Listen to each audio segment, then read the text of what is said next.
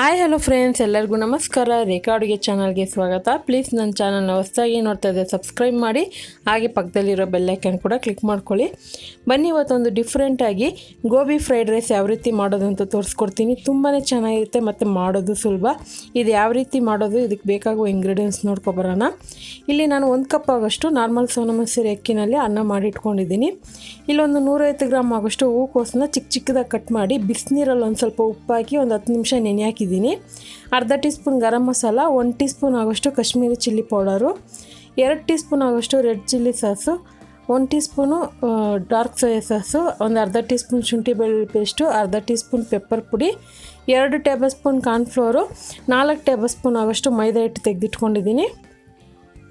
ಬೆಳ್ಳುಳ್ಳಿ ಶುಂಠಿನೂ ಚಿಕ್ಕ ಚಿಕ್ಕದಾಗಿ ಕಟ್ ಮಾಡಿಟ್ಟಿದ್ದೀನಿ. 1 ಟೀ ಸ್ಪೂನು, 2 ಹಸಿರು ಮೆಣಸಿನ್ಕಾಯಿ, 1 ಈರುಳ್ಳಿನ ಕಟ್ ಮಾಡಿ ಇಟ್ಕೊಂಡಿದ್ದೀನಿ. ಹಾಗೆ ತರಕಾರಿಯಲ್ಲಿ ಬಂದ್ಬಿಟ್ಟು ಕ್ಯಾಪ್ಸಿಕಮ್ 1/4 ಕಪ್ ಆಗೋಷ್ಟು ಕಟ್ ಮಾಡಿದ್ದೀನಿ, 1/4 ಕಪ್ ಆಗೋಷ್ಟು ಎಲೆಕೋಸು, ಹಾಗೆ ಕೊನೆಯಲ್ಲಿ ಸ್ವಲ್ಪ ಕೊತ್ತಂಬರಿ ಸೊಪ್ಪು, ರುಚಿಗೆ ತಕ್ಕಷ್ಟು ಉಪ್ಪು ಮಾಡೋದಕ್ಕೇನೆ. ಈಗ ಯಾವ ರೀತಿ ಮಾಡೋದಂತ ನೋಡೋಣ. ಮೊದಲಿಗೆ ಒಂದು ಬೌಲ್ಗೆ ಮೈದಾ ಹಿಟ್ಟು ಮತ್ತು ಕಾರ್ನ್ಫ್ಲೋರ್ ಹಾಕ್ಕೊತಾ ಇದ್ದೀನಿ. ನಿಮ್ಮ ಹತ್ರ ಕಾರ್ನ್ಫ್ಲೋರ್ ಇಲ್ಲ ಅಂದರೆ ಅಕ್ಕಿ ಹಿಟ್ಟು ಅಥವಾ ಕಡಲೆ ಹಿಟ್ಟಾದರೂ ಯೂಸ್ ಮಾಡ್ಕೊಬೋದು. ಅಕಸ್ಮಾತ್ ನಿಮ್ಮ ಹತ್ರ ಯಾವುದೂ ಇಲ್ಲ, ಬೇರೆ ಮೈದಾ ಹಿಟ್ಟಿದ್ರೆ ಅಂದರೆ ಅದನ್ನು ಯೂಸ್ ಮಾಡ್ಕೋಬೋದು. ಈಗ ಇದಕ್ಕೆ ಗರಂ ಮಸಾಲ ಮತ್ತು ಖಾರದ ಪುಡಿ, ನಾನು ಕಾಶ್ಮೀರಿ ಚಿಲ್ಲಿ ಪೌಡರ್ ಯೂಸ್ ಮಾಡ್ತಾ ಇದ್ದೀನಿ. ಕಲರು ಮೈಲ್ಡಾಗಿರುತ್ತೆ, ಕಲರು ಇರುತ್ತೆ. ಅದನ್ನು ಒಂದು ಸ್ವಲ್ಪ ಲೈಟಾಗಿ ರೆಡ್ ಫುಡ್ ಕಲರ್ ಹಾಕ್ಕೊತಾ ಇದ್ದೀನಿ. ಇದು ಆಪ್ಷನಲ್ಲು, ಹಾಕಲೇಬೇಕಂತೇನಿಲ್ಲ. ಸೊ ಗೋಬಿ ಅಂದರೆ ಸ್ವಲ್ಪ ಕಲರ್ಫುಲ್ಲಾಗಿರುತ್ತಲ್ವ, ಅದಕ್ಕೋಸ್ಕರ ಯೂಸ್ ಮಾಡ್ತಾಯಿದ್ದೀನಿ. ಈಗ ಇದಕ್ಕೆ ಶುಂಠಿ ಬೆಳ್ಳುಳ್ಳಿ ಪೇಸ್ಟು, ಉಪ್ಪು ಅದೆಲ್ಲ ಹಾಕ್ಕೊಂಡು ಸ್ವಲ್ಪ ನೀರು ಹಾಕ್ಕೊಂಡು ಇದನ್ನೊಂದು ಸ್ವಲ್ಪ ತಿಕ್ನೆಸ್ ಆಗಿ ಪೇಸ್ಟ್ ಥರ ಮಾಡ್ಕೊತೀನಿ. ಜಸ್ಟು ನಾವು ಮಾಡಿರೋಂಥ ಈ ಮಿಶ್ರಣ ಕಾಲಿಫ್ಲವರ್ಗೆ ಅಂಟ್ಕೋಬೇಕು. ಇವಾಗ ನಾನು ಬಿಸಿನೀರಲ್ಲಿ ಇದನ್ನು ಒಂದು 10 ನಿಮಿಷ ನೆನೆ ಹಾಕಿದ್ನಲ್ವ, ಅದನ್ನು ತೆಗೆದ್ಬಿಟ್ಟು ಈ ಥರ ಹಿಟ್ಟಲ್ಲಿ ಮಿಕ್ಸ್ ಮಾಡ್ಕೊತಾ ಇದ್ದೀನಿ. ಚೆನ್ನಾಗಿ ಮಿಕ್ಸ್ ಮಾಡ್ಕೊಳ್ಳಿ. ಉಪ್ಪು ಖಾರ ಚೆಕ್ ಮಾಡ್ಕೊಳ್ಳಿ. ನಿಮಗೆ ಸ್ಪೈಸಿಯಾಗಿ ಬೇಕಂದ್ರೆ ಇನ್ನೊಂದು ಸ್ವಲ್ಪ ಖಾರ ಹಾಕ್ಕೊಂಡು ಇದನ್ನು ಎಣ್ಣೆಯಲ್ಲಿ ಫ್ರೈ ಮಾಡ್ಕೋಬೇಕಾಗುತ್ತೆ. ಇದನ್ನು ನೀವು ಸ್ನ್ಯಾಕ್ಸ್ ಆಗಿ ಮಕ್ಕಳಿಗೆ ಹಾಗೆ ಕೊಡ್ಬೋದು, ತಿನ್ನೋದಕ್ಕೆ ಚೆನ್ನಾಗಿರುತ್ತೆ. ಅದನ್ನು ಸ್ವಲ್ಪ ಡಿಫ್ರೆಂಟಾಗಿ ಏನಾದರೂ ಮನೇಲಿ ರೈಸ್ ಉಳಿದಿರುತ್ತಲ್ವ, ಅಂಥ ಟೈಮಲ್ಲಿ ಏನಾದರೂ ಸ್ನ್ಯಾಕ್ಸ್ ಥರ ಮಾಡ್ಕೊಂಡು ತಿನ್ನಬೇಕು ಈವ್ನಿಂಗ್ ಟೈಮಲ್ಲಿ ಅಂದರೆ ಈ ಥರನೂ ಟ್ರೈ ಮಾಡ್ಬೋದು. ನೋಡಿ, ಈಗ ಇದನ್ನು ಚೆನ್ನಾಗಿ ಫ್ರೈ ಮಾಡ್ಕೊತೀನಿ. ಸೊ ಇದು ಸ್ವಲ್ಪ ನಿಧಾನಕ್ಕೆ ಬೇಯಿಸ್ಕೊಳ್ಳಿ, ಯಾಕಂದರೆ ತರಕಾರಿ ಅಲ್ವ, ಸ್ವಲ್ಪ ನಿಧಾನಕ್ಕೆ ಬೆಂದರೆ ಒಳಗಡೆ ತರಕಾರಿನೂ ಚೆನ್ನಾಗಿ ಬೇಯುತ್ತೆ, ಮೇಲೆ ಕ್ರಿಸ್ಪಿಯಾಗೂ ಇರುತ್ತೆ. ಈಗ ಉಳಿದಿರೋದು ಇದೇ ರೀತಿ ಮಾಡಿಟ್ಕೊತೀನಿ, ನೋಡ್ತಾ ಇರ್ಬೋದು. ಸೊ ಇದನ್ನು ಹಾಗೆ ನೀವು ಸ್ನ್ಯಾಕ್ಸ್ ಆಗಿ ತಿನ್ಬೋದು, ಅಥವಾ ಮಂಚೂರಿಯನ್ ರೆಸಿಪಿ ಬೇಕಂದರೆ ಆಲ್ರೆಡಿ ಅಪ್ಲೋಡ್ ಮಾಡಿದ್ದೀನಿ, ನೀವು ನೋಡಿಲ್ಲ ಅಂದರೆ ನೋಡ್ಕೊಬನ್ನಿ. ಈಗ ಒಂದು ಸಪ್ರೇಟ್ ಬೇರೆ ಕಡಾಯಿಗೆ 2 ಟೇಬಲ್ ಸ್ಪೂನ್ ಎಣ್ಣೆ ಹಾಕಿ, ಎಣ್ಣೆ ಬಿಸಿ ಆದಮೇಲೆ ಕಟ್ ಮಾಡಿರುವಂಥ ಬೆಳ್ಳುಳ್ಳಿ, ಶುಂಠಿ, ಹಸಿರು ಮೆಣಸಿನ್ಕಾಯಿ ಮತ್ತು ಈರುಳ್ಳಿ ಹಾಕ್ಕೊತಾ ಇದ್ದೀನಿ. ನಿಮಗೆ ಬೆಳ್ಳುಳ್ಳಿ ಶುಂಠಿ ಕಟ್ ಮಾಡೋಕ್ಕೆ ಟೈಮ್ ಇಲ್ಲ ಅಂದ್ರೇ ಈರುಳ್ಳಿ ಫ್ರೈ ಮಾಡೋವಾಗೇ ಒಂದು ಅರ್ಧ ಟೀ ಸ್ಪೂನು ಶುಂಠಿ ಬೆಳ್ಳುಳ್ಳಿ ಪೇಸ್ಟ್ ಹಾಕ್ಕೊಳ್ಳಿ. ಹಾಗೆ ನಾನು ಇದಕ್ಕೆ ಎಲೆಕೋಸು, ಕ್ಯಾಪ್ಸಿಕಮ್ ಹಾಕ್ಕೊಂಡು ಫ್ರೈ ಮಾಡ್ಕೊತಾ ಇದ್ದೀನಿ. ತರಕಾರಿ ಅನ್ನೋದು ಆಪ್ಷನಲ್ಲು, ಇದ್ದರೆ ಹಾಕ್ಕೊಳ್ಳಿ, ಇಲ್ಲಾಂದರೆ ಪರವಾಗಿಲ್ಲ, ಬೇರೆ ಈರುಳ್ಳಿ ಇದ್ರೂ ಸಾಕು, ನಡೆಯುತ್ತೆ. ಹೀಗೆ ಇದೆಲ್ಲ ಒಂದು 2 ನಿಮಿಷ ಫ್ರೈ ಆದಮೇಲೆ ಈಗ ನಾನು ಸೋಯಾ ಸಾಸ್ ಹಾಕ್ಕೊತಾ ಇದ್ದೀನಿ ಮತ್ತು ರೆಡ್ ಚಿಲ್ಲಿ ಸಾಸ್ ಹಾಕ್ಕೊತಾ ಇದ್ದೀನಿ.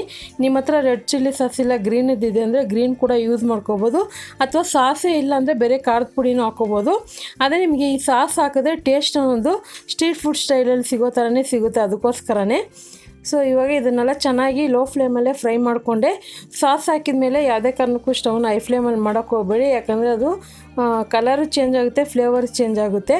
ಈಗ ಇದಕ್ಕೆ ಒಂದು 2 ಟೇಬಲ್ ಸ್ಪೂನ್ ನೀರು ಹಾಕ್ಕೊಂಡಿದ್ದೆ. ನೀರು ಹಾಕ್ಕೊಂಡು ಈಗ ಇದನ್ನು ನಾನು ಗೋಬಿ ಫ್ರೈ ಮಾಡಿದ್ನಲ್ಲ ಅದನ್ನು ಹಾಕ್ಕೊತಾ ಇದ್ದೀನಿ. ನಿಮಗೆ ಇದು ಕ್ರಿಸ್ಪಿಯಾಗಿ ಬೇಕಂದರೆ ನೀರು ಹಾಕೋಕ್ಕೆ ಹೋಗಬೇಡಿ, ಸ್ವಲ್ಪ ಗ್ರೇವಿ ಥರ ಬೇಕು, ರೈಸು ಸಾಫ್ಟಾಗಿ ಅಂದರೆ ನೀರು ಹಾಕ್ಕೊಳ್ಳಿ. ಒಂದು 2 ಟೇಬಲ್ ಸ್ಪೂನ್ ಹಾಕ್ಕೊಳ್ಳಿ ಸಾಕು, ಯಾಕಂದರೆ ಮಸಾಲೆ ಎಲ್ಲ ಚೆನ್ನಾಗಿ ಕಾಲಿಫ್ಲವರ್ಗೆ ಹೀರ್ಕೊಳ್ಳಿ ಅಂತಲೇ. ಆ ತರಕಾರಿನ 1 ನಿಮಿಷ ಫ್ರೈ ಮಾಡಿ, ಆನಂತರ ಇವಾಗ ನಾನು ರೈಸ್ ಹಾಕ್ಕೊತಾ ಇದ್ದೀನಿ. ಅಂದರೆ ಅನ್ನನೂ ಸ್ವಲ್ಪ ಉದ್ರಾಗಿ ಮಾಡ್ಕೊಳ್ಳಿ. ನಾನು ಪಾತ್ರೆಯಲ್ಲಿ ಮಾಡಿರೋದು, ನೀವು ಕುಕ್ಕರಲ್ಲಿ ಮಾಡಿದ್ರೆ ಮುಂಚೆನೇ ಒಂದು ಪ್ಲೇಟಿಗೆ ಹಾಕಿ ಆರೋದಕ್ಕೆ ಬಿಡಿ. ಈಗ ಸ್ವಲ್ಪ ರುಚಿಗೆ ತಕ್ಕಷ್ಟು ಉಪ್ಪು ಮತ್ತು ಪೆಪ್ಪರ್ ಪುಡಿ ಹಾಕ್ಕೊತಾ ಇದ್ದೀನಿ. ಇಲ್ಲೂ ಅಷ್ಟೇ, ನಿಮಗೆ ಖಾರ ಸ್ವಲ್ಪ ಜಾಸ್ತಿ ಬೇಕಂದರೆ ಪೆಪ್ಪರ್ ಪುಡಿ ಸ್ವಲ್ಪ ಹಾಕ್ಕೊಳ್ಳಿ, ಅಥವಾ ಹಸಿಮೆಣ್ಸಿನ್ಕಾಯಿಗಾದರೂ ಕಟ್ ಮಾಡಿ ಹಾಕ್ಕೊಬೋದು ಜಾಸ್ತಿನೇ. ನಿಮಗೆ ಮಸಾಲೆ ಜಾಸ್ತಿ ಬೇಕು ಅನ್ನೋದಾದರೆ ಅನ್ನನ ಕಡಿಮೆ ಮಾಡ್ಕೊಳ್ಳಿ, ಇಲ್ಲ ಮಸಾಲೆ ಲೈಟಾಗಿ ಬೇಕು ಅಂದರೆ ಇನ್ನೊಂದು ಸ್ವಲ್ಪ ಅನ್ನ ಜಾಸ್ತಿ ಹಾಕ್ಕೊಳ್ಳಿ. ನಾನು ಮಾಡ್ತಾ ಇರೋದು ಏನಿಲ್ಲ ಅಂದರೆ ಒಂದು 2-3 ಜನ ತಿನ್ಬೋದು. ಸೊ ಇದು ಚೆನ್ನಾಗಿ ಫ್ರೈ ಮಾಡ್ಕೊಳ್ಳಿ. ರೈಸ್ ಹಾಕಿದ ಮೇಲೆ ಐ ಫ್ಲೇಮಲ್ಲಿ ಒಂದು 2 ನಿಮಿಷ ಫ್ರೈ ಮಾಡಿ, ಕೊನೆಯಲ್ಲಿ ಕೊತ್ತಂಬರಿ ಹಾಕಿ ಇಳಿಸ್ಕೊಳ್ಳಿ.